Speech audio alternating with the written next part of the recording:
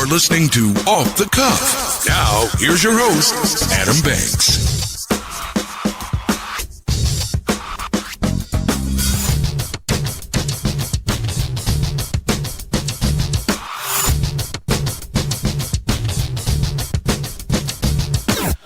Welcome, everybody, to Off the Cuff. I am Adam Banks coming at you live from Lexington, Kentucky. Thank you for listening to the show, and thank you for tuning in to WLXU 93.9 FM. In addition to listening on the radio, you can check out our Facebook live stream at Off the Cuff with Adam Banks, or you could stream the show live from the station website at MediaLex.us to listen to us from anywhere in the entire world. I am broadcasting from the WLXU studios here at Media Lex on North Limestone. It is April the 23rd, 2026, 4:01 to be exact. Thank you guys so much for tuning in. I am ecstatic, folks, because we just heard the news that Mitch Barnhart will not be stepping into his new administrative role at the University of Kentucky.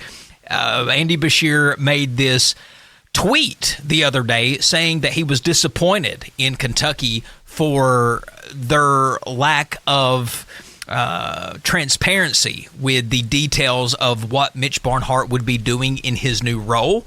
And then the next thing you know, there was a new article posted saying that Mitch Barnhart will not accept the new role as the whatever position they were going to put him in as. But Mitch Barnhart, the good news about that is, folks, is he is no longer going to be a part of UK's program at all, which means that tells me that Kentucky now has a chance to move forward, to make more aggressive hires. It's a new era. Officially, the Mitch Barnhart era was not over. As long as Mitch Barnhart is around the program, any at all, in any capacity, it wasn't going to be good. It was going to be the same-o.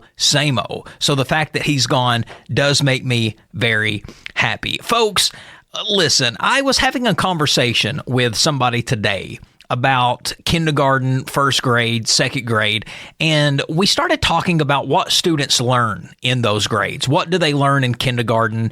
I know it's a lot of shapes, it's a lot of colors, it's a lot of house play in kindergarten and first grade. So I was having a conversation with my friend, and I was trying to figure out, when is it that students actually start learning material? When do they start learning multiplication? When do they start learning grammar? When do they start learning spelling words? And we both kind of pegged it at third grade. Third grade is usually when students start learning certain subjects in school. And it's fascinating, folks, of what you learn in third grade. When you look back on what a third grader learns, it's a lot of stuff. The elementary grades that you attend, that is the building blocks for the rest of your life. What you learn in those early grades, you just build upon as you go through school and as you go through life. So it is very important, and it is very crucial as a third grader to really pick up and grasp what you are learning. And it made me start wondering, what do people specifically learn? What do students specifically learn in the third grade when they start? And I started looking up some of the material that third graders learn. I was a third grader once. You was a third grader once. It's probably hard to think back that long ago for some of us. But there was a lot of stuff that we learned in third grade, and I was surprised of how hard some of the stuff is that we were taught in the third grade. So I would like to play a game with the audience today on the first segment here on Off the Cuff. You've heard of the show, Are You Smarter Than a Fifth Grader?, where contestants go on the show and they're asked questions that a fifth grader should know. And the cool thing about this show, and the exciting thing about this show, is that there are grown adults that can't answer fifth grade questions. So I want to back it up. I want to know, are you smarter than a third grader? Can you answer the following question? So I would like to play a little game, turn this into a game show for the first segment. Are you smarter than a third grader? So I'm going to ask you some rapid fire questions, and then I'm going to give the answer. But I want you to play along as you are driving down the road or listening at home or wherever you may be, and I want you to guess aloud the answers to these questions. Now, you got to be quick on your responses, and you should be because, hey, it's so easy a third grader can do it. But I will reveal the answer, but I won't take too long before I reveal the answer, so hurry up and try to get the answer out to see if you know the answer to these questions. Okay, are you smarter than a third grader? All right, what is 7 plus 5? That's basic addition. You just combine 7 and 5. The answer is 12. That's an easy one. All right, question 2. What planet is known as the red planet? We know there are 8 planets in our solar system. In third grade, we were taught there was 9, but after further study, we found out that Pluto was not technically a planet. But what planet is known as the red planet? If you guessed Mars, you are correct because it looks red because of the iron oxide, also known as rust, on its surface. So Mars is the correct answer to that. What is a noun? Nouns name anything you can talk about. So what is a noun? A noun is a person, place, thing, or idea. All right, next question. What is 6 times 7? Don't think about it too long. It's multiplication. The answer is 42. What is the process plants use to make food using sunlight? What is the process plants use to make food using sunlight? The correct answer is photosynthesis. A big fancy word for a third grader to learn. What is the next question? Which continent is the largest by land area? Now, I want you to think of continents. There are 7 continents out there. What continent is the largest by land area? The correct answer, folks, is Asia. It has the most land mass of all other continents. What is 1/2 plus 3/4? The answer is 5/4. What is 0.5 plus 0.25? The answer is 0.75 because you're adding decimals like normal numbers. 5/10 plus 25/100. What is the largest ocean on Earth? Now, I believe there are 4 oceans. We learned that in school. But what is the largest ocean on Earth? The correct answer to that question is the Pacific Ocean. All right, question 10. What is the value of the 7 in 3,742?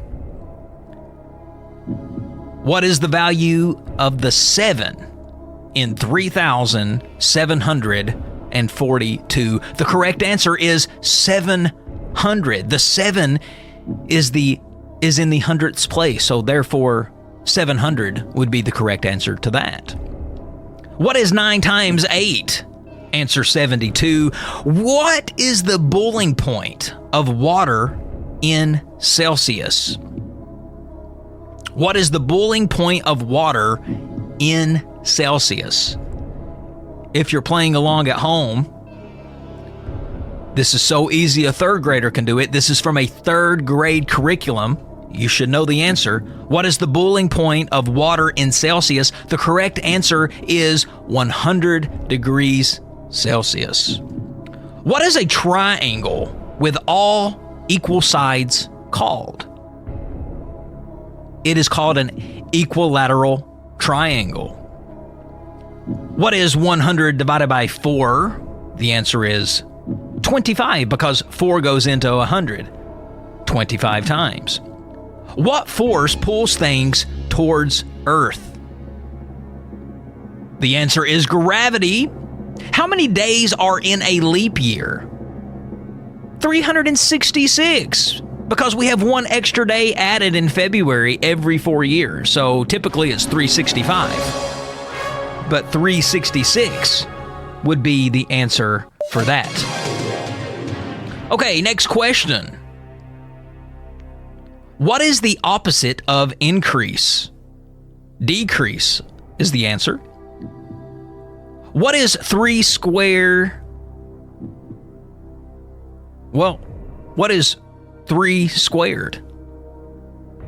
The answer would be 9, because to get the answer to a square problem, you just have to take 3 times 3, which equals 9. What do bees make? They make a specific thing. What is it that bees make? The correct answer is honey. And then final question for all you third graders and all you adults playing along at home, because folks, I just want to see, are you smarter than a third grader? Final question. How many states are in the United States? Now think carefully before you answer this. How many states are in the United States? The answer is 50. So hopefully you didn't overthink that, because there's always this weird answer that some people give. Some people say there's 52 because they're adding in territories. But the U.S. has officially 50 states. They recognize 50 states in our union. So how did you do, folks? Did you do well? Are you as smart as a third grader? Because these are third grade answers. I wonder. But yes, what shocked me about these list of questions, folks, is that these questions are not too easy.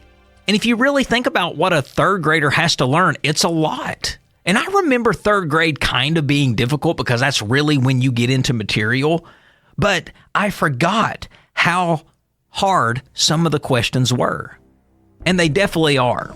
So as we go along over the next couple of weeks, I'm probably going to increase the questions going grade by grade. This week we did third grade questions. Maybe next week I'm going to see if you are smarter than a fourth grader.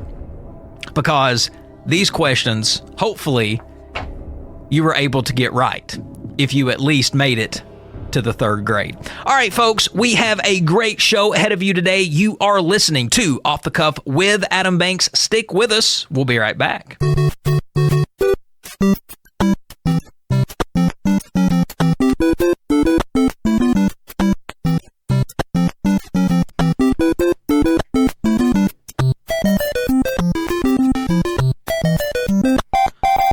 Everybody to Off the Cuff. Adam Banks here with you. What you hear in the background is a very recognizable sound from one of the most iconic games of all time, Super Mario Brothers. Tomorrow is a big day for the world of Mario lovers, because on April 24th, 2008 is when one of the biggest selling games of all time was released in North America, Mario Kart for Nintendo Wii. Now, the original Mario came out in the 80s, but when Mario created Mario Kart, that was just another level of Mario that people loved. It was a whole game of Mario characters racing against each other on these fun tracks, and they got to throw these little silly things at other cars. It was a really competitive game. I enjoyed it. One of my favorites. I also read, ironically today, that as of today, the PlayStation 5 that was released in 2020 started off as a $700 console, but as of today, the price has now decreased $200. You can go out right now and buy a PS5 for $500. What originally started out at $700 is now $500. I guess because now PlayStation 5 is 6 years old at this point, so why make it cost as much as it did 6 years ago? So if you just wait things out, things are always going to become cheaper. But who wanted to wait on a PlayStation 5 for 6 years? Not me. But I started reading that. I was reading that article on PlayStation. I was reading that article about Mario Kart being released, and it just started making me think about video game consoles. I used to be a big gamer back when I was younger. When I got into college, I really stopped playing video games because my focus was on other things. Parties, girls, school, video games was at the last bit of my mind. It was at the back of my mind. So I really got out of video games. But back in the day, folks, I was a huge gamer. I could really throw down some hours on a Nintendo or a PlayStation. Those were my two favorite consoles. Some people like Xbox. Some people preferred the Sega Genesis or the Sega Saturn or the Sega Dreamcast. Some people trace their love for video games all the way back to Atari. There has been a ton of video game consoles throughout time. And what I love about video game consoles is they bring back so much nostalgia. They make these little retro video game consoles now that you can buy, and it's got old video games that you used to play already incorporated on the console. So, for instance, I bought an old Nintendo console. It's a retro console, and it's got over 100 video games on that old Nintendo that you can play. But it doesn't beat having the original console. I don't know where my original Nintendo is. I know I never got rid of it, but I don't know where it's at. I have my old PlayStation. I have my old PlayStation 2, and I haven't fired those up in so long. But if I were to fire them up, it would bring back a ton of nostalgia. Even the opening segment of a video game console, when you first flip it on, there is an opening sound that you hear. There is an intro that every console has when you flip it on. And that along brings nostalgia. It brings back great memories. Anytime we're reminded of something in our childhood, it usually sparks a really good memory. And I love that. So it made me start thinking, folks, of some of the best game console startup sounds throughout time. And folks, there are a ton. So what I have done here is I have compiled a list of some of the best game console startup sounds throughout time. Now, the first thing you experience when turning on a video game console, it isn't the gameplay, it's the sound. In just a few seconds, a startup tone can set the mood. It can establish the brand identity of the game, and it leaves a lasting impression that sticks with players for years. I bet you know exactly what the sound of a PlayStation 1 sounds like when you turn it on. You know what the sound of a Sega sounds like when you first turn it on. So every game console has a particular sound, and that's what I want to talk about. I want to talk about the best game console startup sounds throughout time. Now, what makes a great startup sound? Well, to me, a great startup sound for a video game would be a short but distinctive sound. It's got to match the console's branding. It's got to match the console's personality. It's got to trigger nostalgia after repeated use. If you don't remember the startup sound from a particular game console, that means that startup sound was not impactful, and it probably wasn't any good. It's got to feel like an event, not just a boot up sequence. So that's what makes a good sound, a good startup sound for a video game console. So let's start talking about what are the best video game console startup sounds of all time. And folks, we're going to probably start with the most recognizable sound that is out there for a game console. Now, when you first turn on the PlayStation 1, this is what you hear. Take a listen.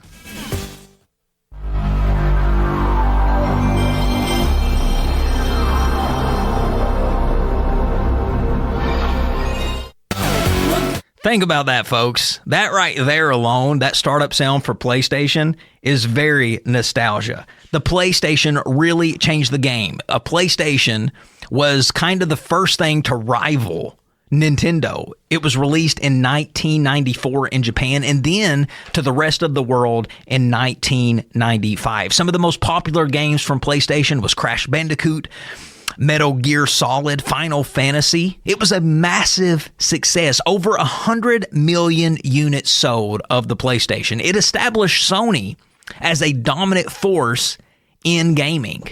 Before the PlayStation, Sony was just really known for music and movies. But when they released the PlayStation, they became dare I say, number one in the video game console world, even beating out Nintendo.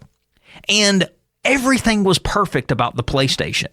They changed the controller, they changed the gameplay, and it really, I think, resonated with people because PlayStation was almost made for adults or older teens.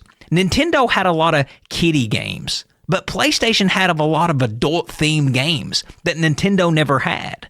So I think it really saved the video game world because you had more teenagers playing PlayStation. If PlayStation would have never existed, would teenagers still have played Nintendo? Would adults still have played Nintendo? Probably not. But they did PlayStation because PlayStation really targeted adults. And everything was perfect about the PlayStation. Even the game startup music. Just that simple sound.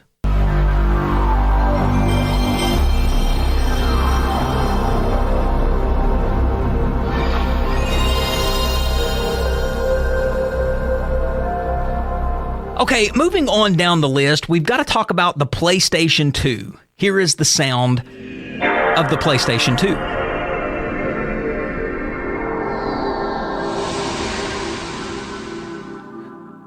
So when you first turned your PlayStation 2 on, that is the sound that you heard. It was released later in the early 2000s, 2000 to be a matter of fact. It was the best-selling game console of all time, beating out Nintendo and everything that come before it. 155 million plus units sold. It dominated the early 2000s. I think they really peaked at the PlayStation 2. PlayStation 3 really kind of made PlayStation evolve, yes, because of online gameplay, but they just used PlayStation 2 as a building block. They just took PlayStation 2 and put it on steroids with all of their other releases of their PlayStation. The PlayStation 2 is probably my favorite game console that they had.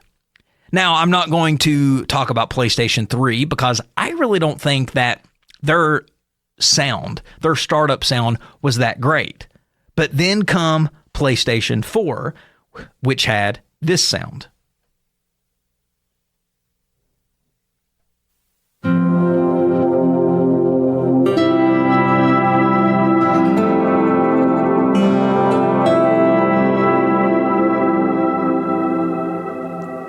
Now, I like that one because it was very... it just made you feel relaxed. It was a clean and modern version of the PlayStation sound. It drops the drama of earlier PlayStation and it goes for a smoother, more luxury tech vibe. It fits the era that we were in when PlayStation 4 was released. PlayStation 4 was released in 2013. And the PlayStation 4, its strong focus was on its hardware. It was a shift of digital gaming. You were able to download games and buy games online and play games online without having to put in a disc. It was the first game console to let you buy a game online, and it really changed the game. All right, next up, talking about the best startup sounds for game consoles, we've got to put the Nintendo GameCube. Take a listen at that.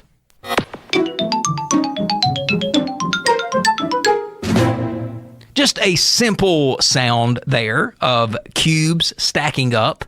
It is what welcomes you to the startup of your Nintendo GameCube. The Nintendo GameCube was released in 2001. It was released right after the Nintendo 64. It was the fourth version of the Nintendo. It was a compact design. It fit mini discs, and it continued to focus on local multiplayer and first-party creativity rather than just raw power. So it was less commercially successful than any other Nintendo consoles that was released. It still sold more than 22 million units. Some of the popular games from Nintendo GameCube was Super Smash Bros., Melee, Metro Prime, The Legend of Zelda, and yes. But folks, what about the plain Nintendo? That's what I call it, the original Nintendo.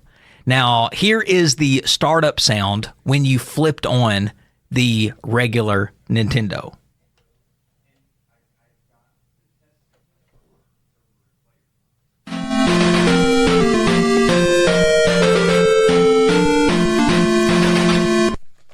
So you might be thinking, Adam, when I turned on my Nintendo, I didn't hear that sound. It just took me straight to gameplay. Well, you are not mistaking, because that was only the startup sound for Nintendos that was released in Japan. Japan was the only country that released the Nintendo game console with that startup sound.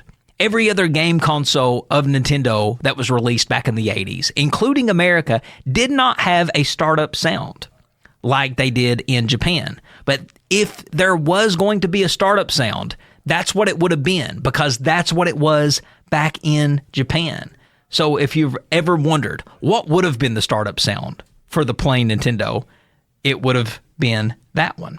All right, moving on. Let's talk about one of PlayStation's biggest competitors. I'm talking about the Xbox. Take a listen.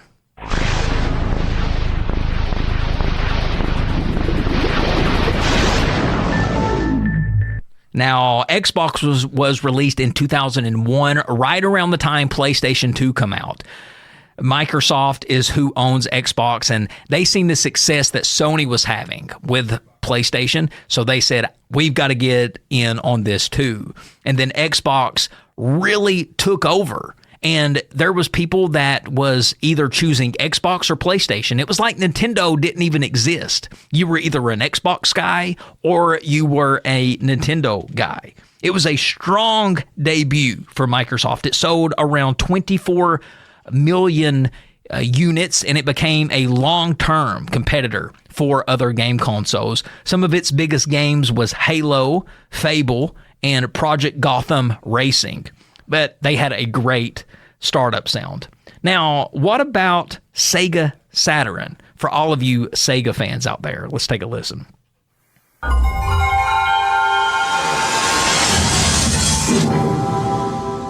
That is the startup sound for Sega Saturn. It was released in 1994 in Japan, 1995 for the rest of the world. The sound there, it's layered, and it was slightly haunting. It leans into more of a serious tone. It matches Sega's attempt to position the Saturn as more of a mature system. Now, Sega Saturn, most of its games, I would say 90% of the Sega Saturn games were targeted for older teenagers and young adults. It was a fun console because they were the first game console to have discs. Many people think it was PlayStation that did it, but no, it was actually Sega Saturn was the first time that we seen discs entering into a game console instead of the physical hard cartridges that Nintendo used to have. Now, Nintendo Wii doesn't necessarily have a startup menu or any, well, they have a startup menu, but they've got this ambiance music in the background.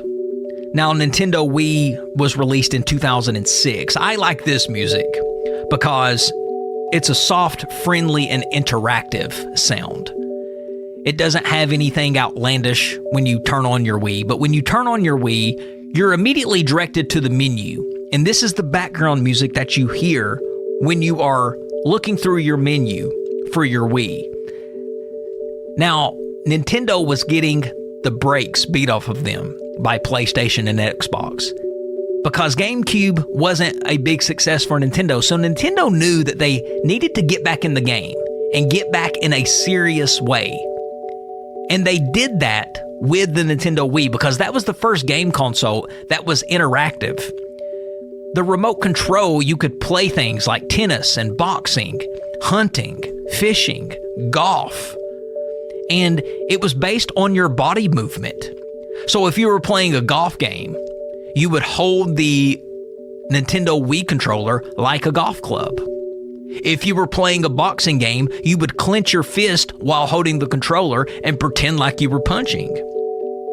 Wii Sports, Mario Kart Wii, The Legend of Zelda, Twilight Princess was very popular games for the Nintendo Wii.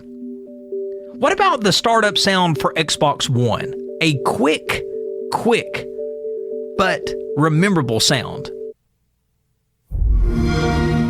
You probably hear that sound on all of the Xbox commercials whenever you see an Xbox One commercial. That was just another version of the Xbox that was released in 2013. It's got arcade energy. Popular games was Halo 5, Forza Horizon 4, Guardians, Gears 5. And then finally, I've got one more, and this is for all of you Sega lovers out there. This is the original Sega Genesis, the first Sega out there. Another quick, short, sweet and to the point, but very memorable. Take a listen.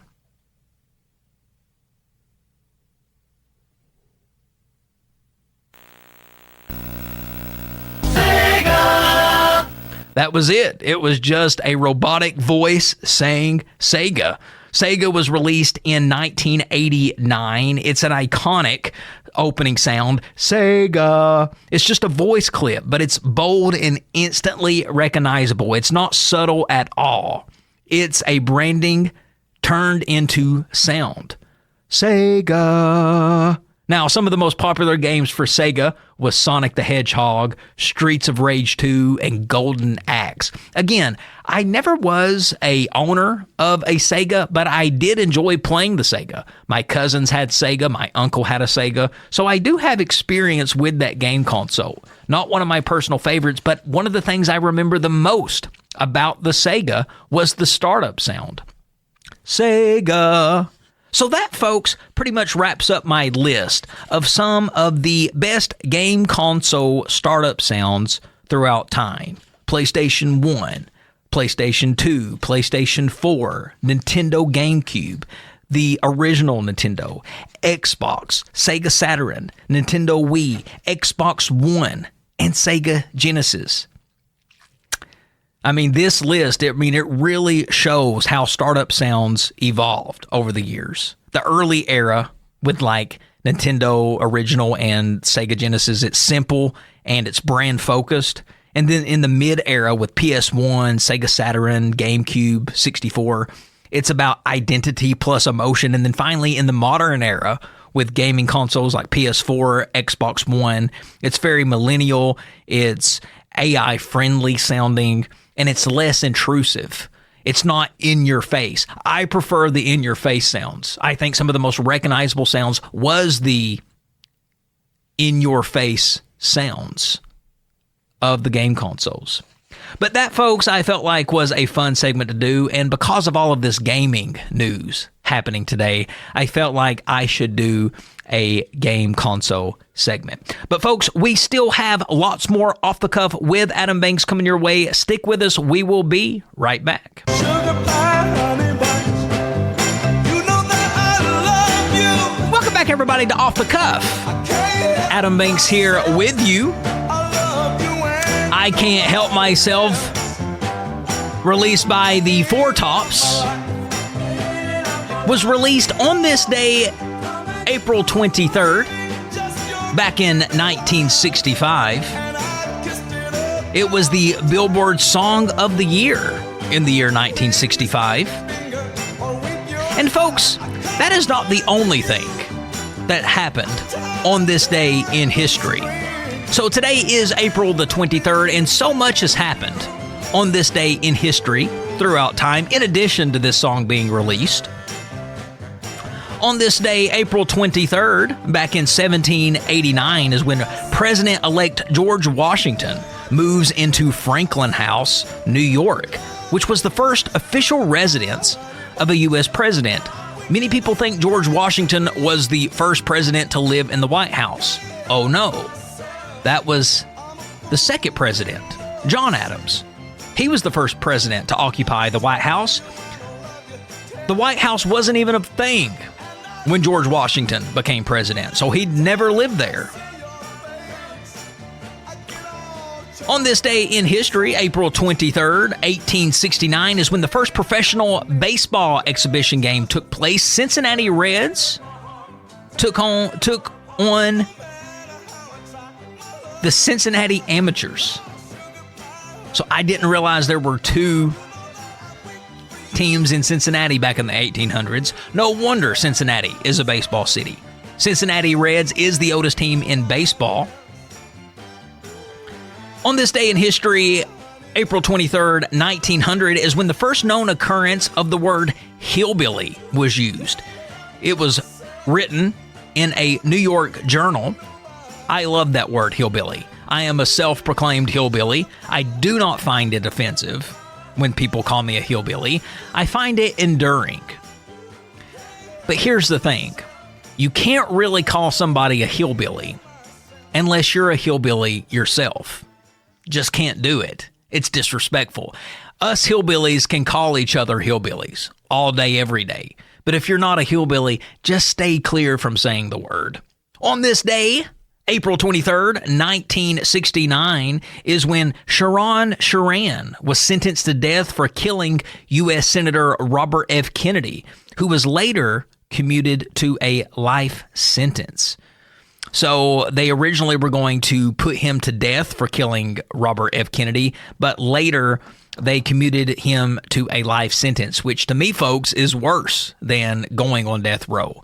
When you have to sit in prison your entire life, that is like a punishment you're never getting out of. It's like being grounded. Sometimes when you get in trouble, instead of taking a grounding, wouldn't you rather just take a whooping? Because the whooping, once it's done and over with. But if you're grounded, it carries out for weeks and weeks and weeks. But same thing for this gentleman. He was originally supposed to be sentenced to death, which would have been done and over with. But eventually, he ended up having to stay in prison the rest of his life, where he died. But it was on this day in 1969 is when they sentenced him to death. On this day, 1985, the new Coke debuts. Coca-Cola announced it is changing its secret flavor formula. So if you drink a Coke in the early 80s, anytime before 1985, Coca-Cola used to taste different. They changed their entire ingredients. They changed their recipe. They changed the flavor of Coke in 1985. So having a Coke in 1984 is not going to taste the same as Coke does today. I would love for Coke to release for a limited time what Coke used to taste like. I would love to know what it is. There was something about it that they had to change. There's rumors that saying that it had actual cocaine in the ingredients and that is the reason it changed. I don't know if that's true. It could be. There was definitely a reason it changed, but I am curious as to know why. On this day in history, 1989, is when Kareem Abdul-Jabbar plays his last regular season game. One of the greatest big men of all time. Also, on this day, 1989, is when the NFL draft picked UCLA Troy Aikman by the Dallas Cowboys number 1. Troy Aikman eventually went on to become one of the best quarterbacks of all time. On this day in history, 1992, is when McDonald's opens its first restaurant in China, serving over 40,000 customers on its opening day. I tell you, anytime you go out of country, and I've been a couple of times, McDonald's is always packed. It's not just like that in the States. People around the world love the McDonald's brand. They love the food that McDonald's serves. And it's crazy to think that it wasn't until the early 90s that it made its way over to China. And now there are thousands of McDonald's loaded in the streets of China.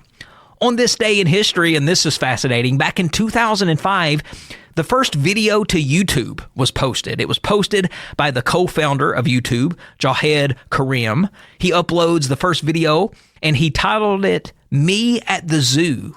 And the video was very simple. It was just showing him in front of 2 elephants at the San Diego Zoo, and it had over 311 million views. You got to start somewhere.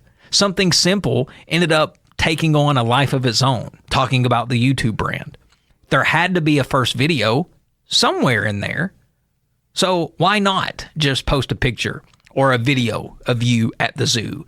And then finally, on this day in history, April 23rd, 2020, is when U.S. President Donald Trump suggested that after studying COVID-19, he said that you could be treated by introducing disinfectant or UV lights into a human body during a White House press briefing. Government officials and disinfectant companies quickly stated to do not do that because it is extremely dangerous, but potentially dangerous or potentially deadly. You could die if you do that. Now, if you caught a horrible disease like COVID-19 and you drank Clorox, would that kill it? Possibly. But the Clorox is going to not only kill the virus, it could potentially kill you too.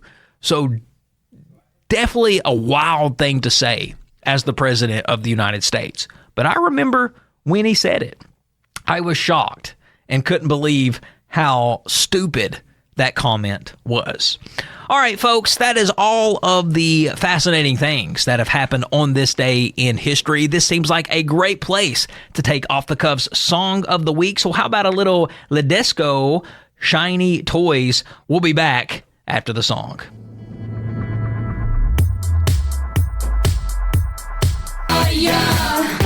Now, after I get out of the studio, I will be attending the Best of Lex conference. Since I won Best of Lex radio host of the year, I was invited to attend the Best of Lex conference, which is where all of the winners of the Best of Lex, depending on your category, all of the winners go and they congregate and we have a dinner and there's a special showing featuring all of the winners. So I plan on attending that. It's at the Kentucky Theater at 5:30. So if you are wanting to attend that, if you're in town, I would love to see you there. Folks, we have one more segment to go. Stick with us. You are listening to Off the Cuff with Adam Banks. We'll be right back. Now walk it out. Now walk it out. Now walk it out. Southern style DJ.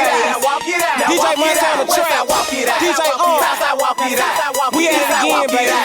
Northside walk it out. Here we go. Now walk it out. Now walk it out. Now walk it out. Now walk it out. Now walk it out. Now walk it out. Welcome back, everybody, to Off the Cuff. Adam Banks here with you. Last segment of the hour. Today's national holiday is Movie Theater Day. I love movie theaters. I still love going to the movies. Yes, it took a hit during COVID because people weren't allowed to go to the movies, and it seemed like that people just got into the routine of watching movies when they were released on streaming. A lot of movie companies opted out of releasing their movies at the theater since COVID, and they go straight to the streaming service. And I hate that because I love watching a movie in the movie theater.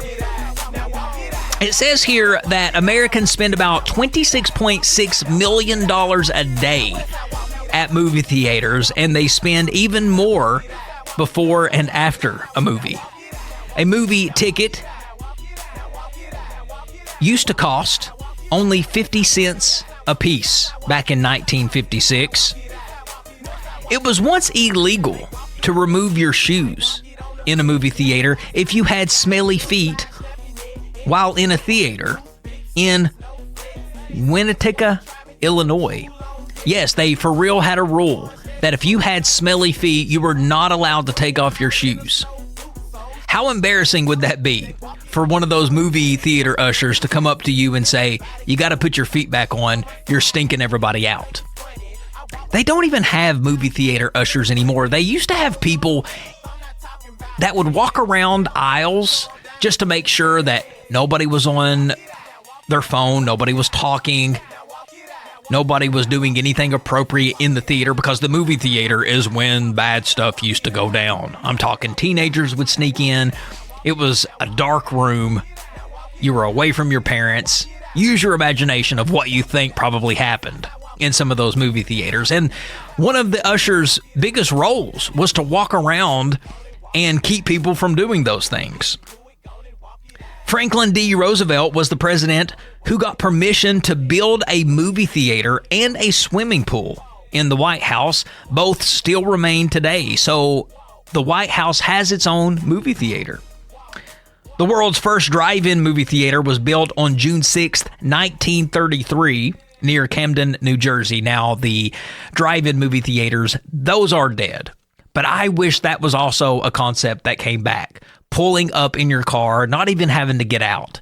And you could turn your radio dial to a certain AM frequency, and you could pick up the sound of the movie being shown. People used to watch movies all of the time by just driving in and sitting into their car. That was big back in the 50s, back in the 60s. Since then, it's died off. Very rarely do you see a town that brings back that nostalgia. They'll have their own drive-in movie theater, but it's rare. You don't really see that anymore. Harry Davis and John Harris established the Nickelodeon Theater in Pittsburgh, Pennsylvania. Movie theater owners introduced the electric popcorn machine to cinema patrons back in 1925. Back in 1937 is when Walt Disney produces the first animated full-length color film, Snow White and the Seven Dwarfs. That was the first animated feature film to go into a theater. And then finally, back in 1950, the 50s as an era, producers employ computer-generated imagery, also known as CGI techniques, and visual effects to create fantastical settings, impossible creatures, and jaw-dropping effects in movies. So movies before CGI, it looked very lame and very unrealistic. I mean, go watch old movies like King Kong.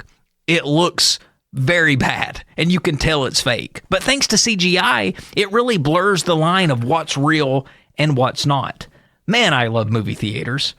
I hate that people don't really go anymore, but you're not going to lose my business. I'm still going to the theater whenever I can. I plan on going to watch the new Michael Jackson movie. Hopefully it's good. I've heard good things. But folks, hopefully you enjoyed today's episode of Off the Cuff with Adam Banks. If you liked what you heard today, you'll probably like all of our previous episodes.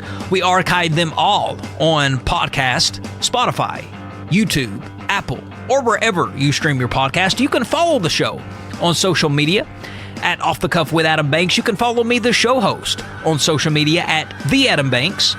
We release new episodes every Thursday from 4 to 5 right here on WLXU 93.9 FM, which means we will be back same time, same place next week. Ladies and gentlemen, I am the king of radio, Adam Banks, and this is Off the Cuff. I'll catch you down the road.